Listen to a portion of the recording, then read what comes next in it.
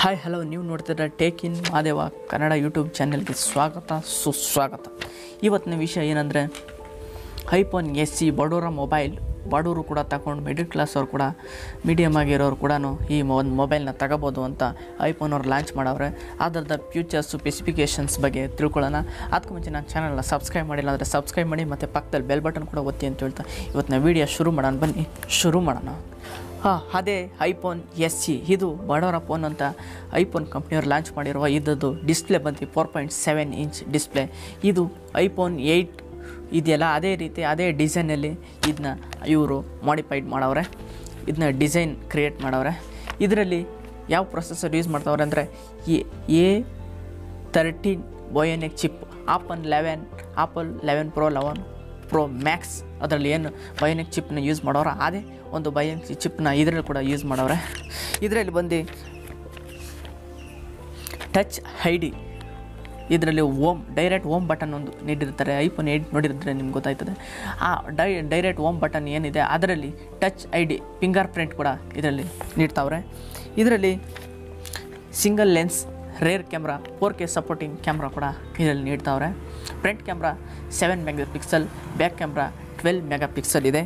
ಇದು ಬಂದು 3GB RAM, 64GB Ram, 128GB Ram ಮತ್ತು 256GB ಸ್ಟೋರೇಜ್.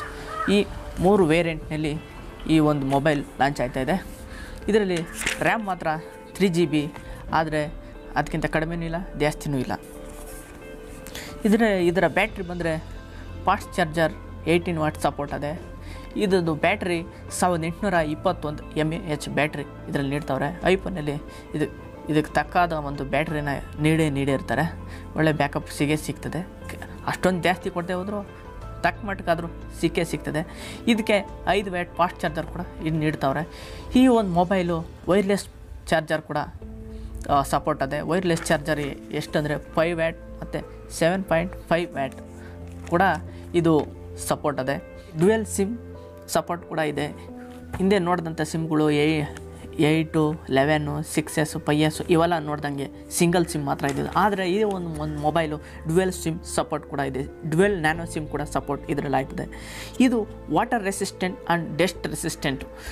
3.3 ಫೀಟ್ 30 ನಿಮಿಷಗಳ ಕಾಲ 30 ಮಿನಿಟ್ಸ್ ನೀರಲ್ಲೇ ಇದ್ದರೂ 3.3 ಫೀಟ್ ಒಳಗಡೆ ಮಾತ್ರ ಇದ್ದರೆ ಈ ಮೊಬೈಲ್ಗೆ ಯಾವುದೇ ಒಂದು ತೊಂದರೆ ಆಗಲ್ಲ. ಇದು ಒಂದು ಒಳ್ಳೆ water resistant mobile. Water resistant IP67 ಇದು ಅಳವಡಿಸಿದ್ದಾರೆ. ಇದು ಬ್ಯಾಕ್ ಕ್ಯಾಮ್ರಾ ಬಂದು 12 MP ಆದರೆ ಫ್ರಂಟ್ ಕ್ಯಾಮ್ರಾ ಬಂದು 7 MP.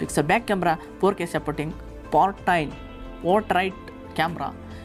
ಪೋರ್ಟ್ರೈಟ್ ಕ್ಯಾಮ್ರಾ ಹಿಂದೆಲ್ಲ ಬ್ಯಾಕ್ಗ್ರೌಂಡೆಲ್ಲ ಬ್ಲರ್ ಆಯ್ತದೆ. ಸಿಂಗಲ್ ಕ್ಯಾಮ್ರಾ ಆದರೂ ಹಿಂದ್ಗಡೆ ಇರೋದಲ್ಲ ಬ್ಯಾಕ್ಗ್ರೌಂಡನ್ನ ಬ್ಲರ್ ಮಾಡುವಂಥ ಒಂದು ಒಳ್ಳೆಯ ಕ್ಯಾಮ್ರಾನ ನೋಡಿರ್ತೀರ.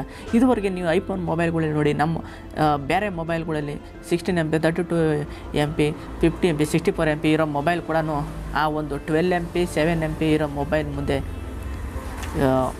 ಅದರ ಮುಂದೆ ಇದಿಲ್ಲ. ಆದರೆ ಹಿಂದೆಲ್ಲ ನೋಡಿದ್ರಲ್ಲ 5, 6, 7S, 7+ ಅದರಲ್ಲಿ 1.2 MP ಇರೋದು. ಆದರೂ ನಮ್ಮ ಹತ್ರ 5 MP, 12 MP ಇರೋ ಮೊಬೈಲ್ ಬೇರೆ ಮೊಬೈಲಲ್ಲಿ ಇರೋದು ಅದ್ರ ಮುಂದೆ ಏನಕ್ಕೂ ಬೇಕಾಗಿರಲಿಲ್ಲ. ಅಷ್ಟು ಕ್ಲಿಯರಿಟಿ, ಅಷ್ಟು ಕ್ವಾಲಿಟಿನ ಈ ಐಫೋನ್ ಕ್ಯಾಮ್ರಾಗಳು ನೀಡ್ತವೆ ಅಂತ ಹೇಳ್ತೀನಿ. ಆಗಲೇ ಹೇಳ್ದಂಗೆ ಇದು 42,520 ರೂಪಾಯಿಗೆ ಭಾರತದಲ್ಲಿ ಸಿಗ್ತದೆ. ಇದ್ರದ್ದು ಸ್ಟೋರೇಜ್ ಜಾಸ್ತಿ ಆದಷ್ಟು ಇದರ ಬೆಲೆನೂ ಜಾಸ್ತಿ ಆಯ್ತಾ ಇರ್ತದೆ. ಇದು ಬೇರೆ ದೇಶದಲ್ಲಾದರೆ ಫಾರಿನಲ್ಲಿ 32,500 ರೂಪಾಯಿ. ಅಲ್ಲಿಗೂ ಇಲ್ಲಿಗೆ 10,000 ರೂಪಾಯಿ ಡಿಫ್ರೆನ್ಸ್ ಆಯ್ತದೆ. ಈ ಒಂದು ಮೊಬೈಲ್ನ ನೀವು ತಗೋಬೇಕಂದ್ರೆ ಬೇರೆ ದೇಶದಲ್ಲಿ ತಗೊಳ್ಳೋದೇ ಬೆಸ್ಟ್. ಇಂಡಿಯಾದಲ್ಲಿ ಈ ರೇಟ್ಗೆ 30,000, 32,000 ಬಿಟ್ಟಿದ್ರೆ ಆರಾಮಾಗಿ ಕಣ್ಣು ಮುಚ್ಕೊಂಡು ತಗೋಬೋದಾಗಿತ್ತು. ಆದರೆ 42,500 ರೂಪಾಯಿ ಬಿಟ್ಟಿರೋದ್ರಿಂದ ಯಾವುದೇ ಕಾರಣಕ್ಕೂ ಈ ಒಂದು ಮೊಬೈಲ್ನ ತಗೊಳ್ಳೋಕ್ಕೆ ಜನ ಇಷ್ಟಪಡಲ್ಲ, ನಾನು ಇಷ್ಟಪಡೋದಿಲ್ಲ ಅಂತ ಹೇಳ್ತಾ ಇದ್ದೀನಿ. ನಿಮ್ಮ ಸಂಬಂಧಿಕರು, ನಿಮ್ಮ ಫ್ರೆಂಡ್ಸ್ಗಳು ಯಾರೇ ನಿಮ್ಮ ಫಾರಿನಲ್ಲಿ ಯಾರನ್ನ ಇದ್ದರೆ, ನಿಮ್ಮ ಕಸಿನ್ಸ್ ಯಾರನ್ನ ಇದ್ದರೆ ಅವ್ರ ಕಡೆಯಿಂದ ಈ ಒಂದು ಮೊಬೈಲ್ನ 32,500 ರೂಪಾಯಿಗೆ ತಗೊಂಡ್ರೆ ಬೆಸ್ಟ್ ಅಂತ ಹೇಳ್ತೀನಿ. ಆದರೆ 42,500 ರೂಪಾಯಿಗೆ ತಗೊಳ್ಳೋದು ನನಗೆ ಯಾಕೋ ಸರಿ ಇಲ್ಲ. ಈ ಒಂದು ರೇಟ್ಗೆ ಇದೇ ಒಂದು ಪ್ರೈಸ್ನಲ್ಲಿ OnePlus 7 Pro 70 ಮೊಬೈಲ್ ಕೂಡ ಸಿಗ್ತವೆ. ಬೇಕಾದರೆ ಇದು ತಗೋಬೋದು.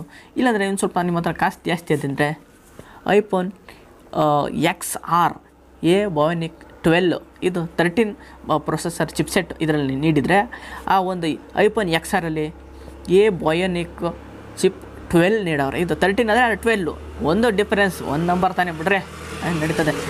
ಇದರಲ್ಲಿ ಏನು ಫ್ಯೂಚರ್ಸ್ ಇರ್ತದೋ ಸೇಮ್ ಫ್ಯೂಚರ್ಸು ಅದರಲ್ಲೂ ಕೂಡ ಅದು ತಗೊಳಕ್ಕೆ ನಾನು ಪ್ರಿಫರೆನ್ಸ್ ಮಾಡ್ತೀನಿ ಅಂತ ಹೇಳ್ತಾ, ಇವತ್ತಿನ ವೀಡಿಯೋ ಇಷ್ಟ ಆಗಿದರೆ ಲೈಕ್ ಮಾಡಿ, ಸಬ್ಸ್ಕ್ರೈಬ್ ಮಾಡಿ.